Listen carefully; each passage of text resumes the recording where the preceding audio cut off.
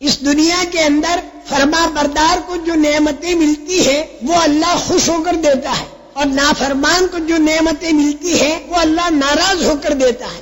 آپ کو تعجب ہوگا کہ نافرمان کو نعمت ناراض ہو کر دی جاتی ہے۔ جی ہاں، آپ بھی کبھی کبھی ایسا کرتے ہیں۔ چوہے آپ کے گھر کے اندر بہت ہو گئے، آپ کا کھانا، آپ کا بسترا، آپ کی کتابیں وہ کھا جاتے ہیں، تو آپ چاروں طرف چوہوں کے پنجرے پھیلا دیتے ہیں اور اس کے اندر گھی والی روٹی آپ رکھ دیتے ہیں۔ تو یہ چوہے کے پنجرے میں جو آپ نے نعمت رکھی، یہ آپ نے اس کو گرفتار کرنے کے لیے رکھی ہے، خوش ہو کر نہیں رکھی، ناراض ہو کر رکھی اس کو گرفتار کرنے کے لیے۔ اب چوہا آیا اور اس نے دیکھا کہ چاروں طرف نعمتیں ہیں، اب کوئی اس کو سمجھا دے کہ بھئی یہ نعمتیں دکھائی تو دے رہی ہیں لیکن اس کے پیچھے بلائیں چھپی ہوئی ہے۔ پوچھتا کیا بلا ہے؟ نعمت تو دکھائی دے رہی ہے اور بلا دکھائی نہیں دیتی، کہ جب تو روٹی کا ٹکڑا یوں کھینچے گا تو تار ہٹے گا اور کھٹ کی آواز آئے گی اور تو اندر پھنس جائے گا، چاروں طرف دروازے تیرے نکلنے کے بند ہو جائیں گے، جیسے فرعون کے لیے چاروں طرف کے دروازے بند ہو گئے، جیسے قارون کے لیے چاروں طرف کے دروازے بند ہو گئے، جیسے ابو جہل کے جتھے کے لیے،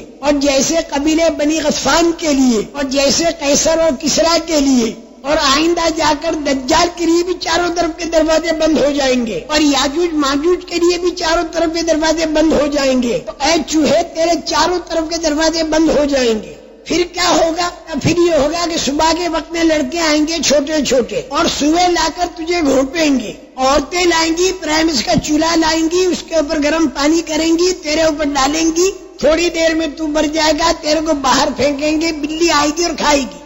تب یہ چوہا کہتا ہے اچھا میں اس کا ریسرچ کروں۔ اب وہ ریسرچ کرنے چلا اور تھوڑی دیر کے بعد آ کر کہنے لگا کہ نہ تو لڑکے ہیں، نہ سوا ہے، نہ پرائمس کا چولہا ہے، نہ عورتیں ہیں، نہ بلی ہے، میرے کو تو کچھ بھی دکھائی دیتا نہیں ہے۔ تم تو بیک بڑ قسم کے آدمی ہو، پرانے خیال کے، اونٹوں کے زمانے کی باتیں لا کر راکٹ کے زمانے میں ٹھوس رہے ہو، نہیں مانتے ہم۔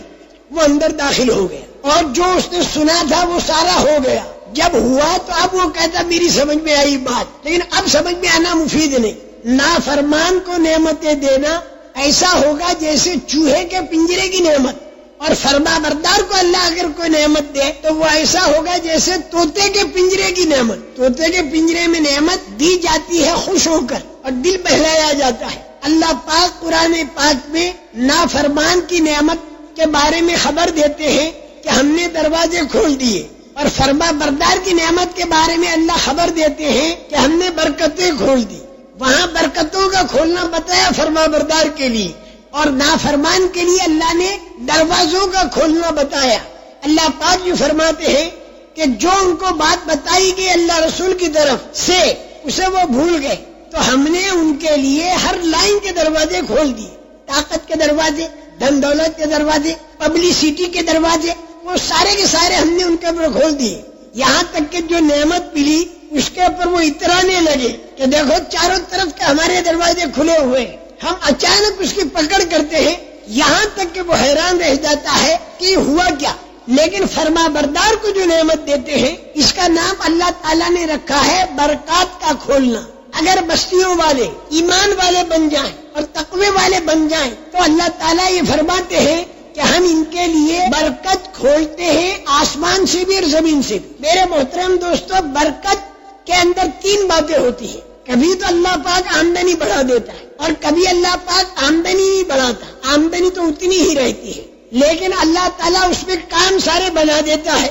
اور کبھی اللہ تعالیٰ ایسا بھی کرتا ہے کہ آمدنی تو ہوتی نہیں لیکن اللہ اس کے کام دعا سے بنا دیتا ہے۔ یہ تین لائنیں برکت کی ہے۔ اگر آدمی ایمان والا اور تقوی والا بن جائے، اور سارے انبیاء کرام علیہ الصلوۃ والسلام کے قصے اسی کو بتا رہے ہیں